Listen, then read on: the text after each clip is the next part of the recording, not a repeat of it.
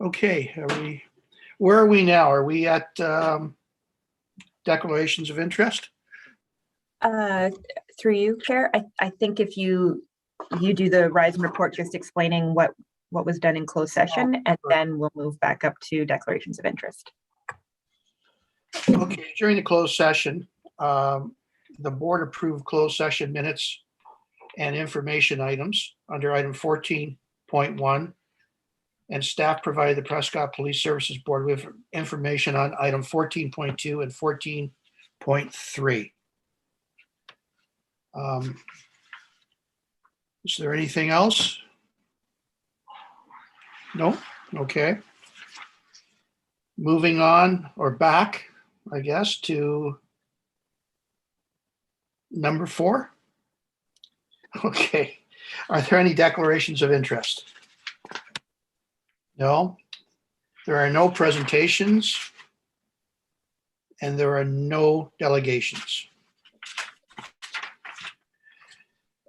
I have item number 7. Have you had a chance to look at the meeting minutes of the meeting of November 25th? Any errors, omissions, additions? No?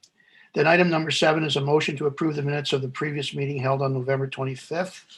That the Police Services Board minutes dated November 25th, 2021 be accepted as presented. Do I have a mover and seconder, please? Moved by Jeffrey Loshway, seconded by, and I can't see who's seconding. Mike Ostrander. All in favor? Motion is carried. Moving on to communications and petitions. There are no items under action items. Under 8.2, we have an item to receive for information, OAPSB Zone 2 Inspectorate of Policing discussion from November 26, 2021. Is there any discussion on this item 8.2? No? All right. That the information items be received, noted, and filed. Do I have a mover and seconder for this motion? Mike Ostrander. Did you catch? Anyways, and Jeffrey Loshway. All in favor? Motion is carried. Let's move on to the police services report for November, December 2021. All right, Mr. Chair, thank you very much for that.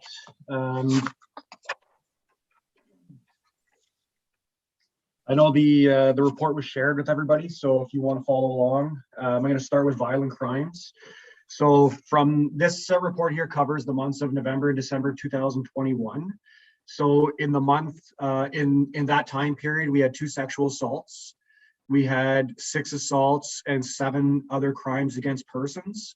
So that is a slight increase from the same time period of 2020 for a total reported crime of 15 versus 11 last year. However, when we look at our year-to-date numbers, we are down. We are trending downwards. Our sexual assaults year-to-date remain the same at 14. However, our assaults are down from 32 to 29, and our other crimes against persons are down from 34 to 30. So overall, year to date, the violent crimes are down 8.6%. When we look at our property crime rates, we are trending downward during this reporting period. So we had we had 1 theft over, we had 12 theft unders, we had 6 frauds and 1 mischief. So this reporting period, we had 20 property crimes compared to 23 last year. Overall, year to date, we are down approximately 20%. We had 163 property crimes in 2020, and we had 129 property crimes reported in 2021. When I look at the biggest difference, it is our theft unders, our frauds, and our mischiefs, which have all trended downwards, which is positive because most other areas of the province have seen a significant increase in reported frauds. So it's nice to see that our frauds are trending downwards slightly. And our theft unders are trending downwards because we've had less people doing minor thefts, which tends to be our car hopping incidents and those types of reported crimes. So it's good to see that that those crimes are trending downwards. In terms of drug crime, we did end up arresting a drug trafficker during this reporting period, where we laid a possession and a drug trafficking charge. Year to date, however, we are down 44% in our drug crimes within the town. When we go to the second page, which is our clearance rates, for the month of November and December, our violent crimes had a clearance rate of 73.3%, which was up from 2020. Year to date, we are hovering around the same clearance rates as 2020 for violent crimes at 66.2%. I did look into that because it obviously does concern me. And we do have all of our violent crimes have known offenders. It's just some of these crimes tend to have victims who don't want to pursue with charges, so they're cleared otherwise. When we look at our property crimes, we are down. We're down to 25% during this reporting period, which is a decrease of 14%, and trending overall down year to date by 7.3%. So that does have a significant impact on a lot of our thefts and frauds. A lot of our frauds do remain unsolved or remain actively in being investigated at this point.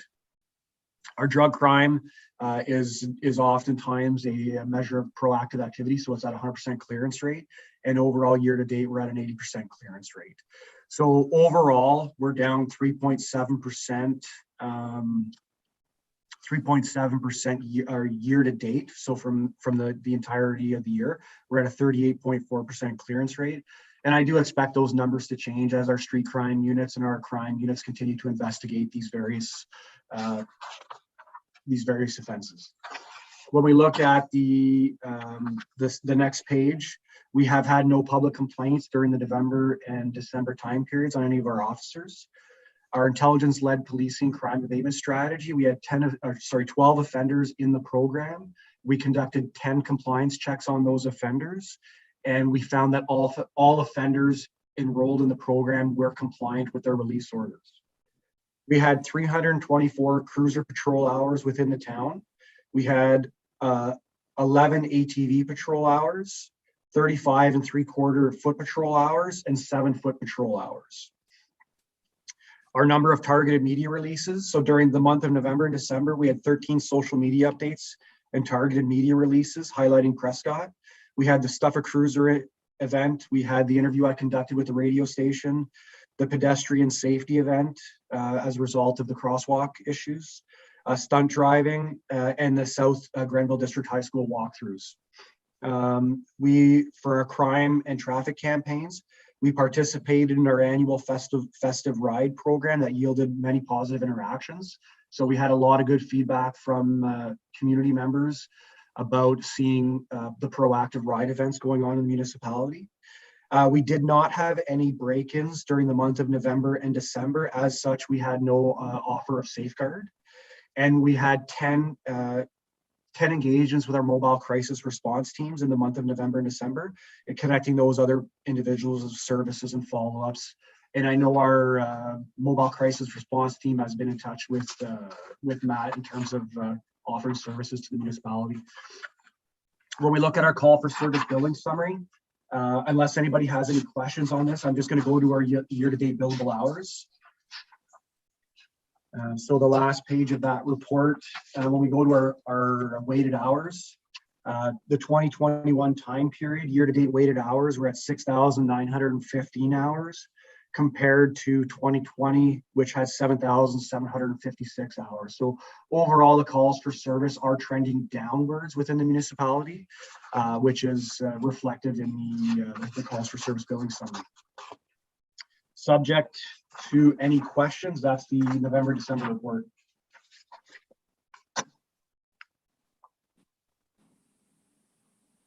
Thank you. Are there any questions or concerns?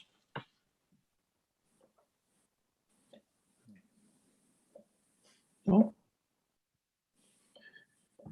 All right then. that the police services reports for November to December 2021 be accepted as presented. Do I have a mover and a seconder for this motion? Moved by Mike Ostrander, seconded by Jeffrey Loshway. All those in favor? Motion is carried. Let's move on to the bylaw update.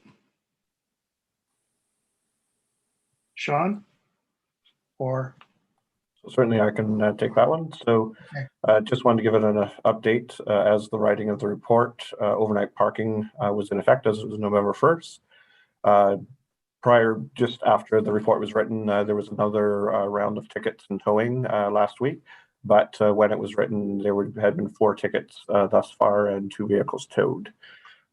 Which certainly, when we have major snow events, that increases the prevalence of ticketing and towing. We continue to meet with the OPP as with the mobile crisis team. And then we've been working on the administrative policy penalty system for the vacant building registry, as well as property standards and animal control. And they all came into effect on January 1st.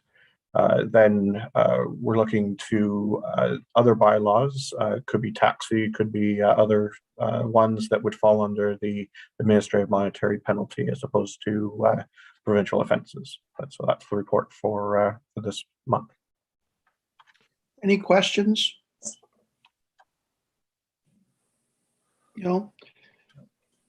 Is there anything under new business?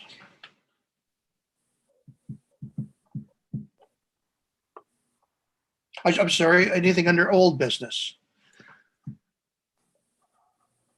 All right, anything under new business?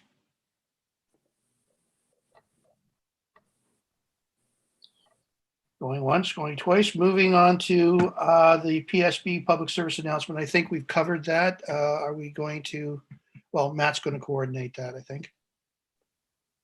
That's correct. Okay. Is there anything else?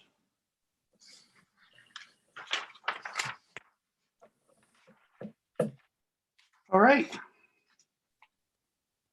Item number 16 is adjournment. This is that this meeting adjourned to Thursday, March 24th, 2022 at 8:30 a.m. Do I have a mover and a seconder for this motion? Moved by Jeffrey Loshway, seconded by Mike Ostrander. All those in favor? Motion is carried. Thank you all and be safe.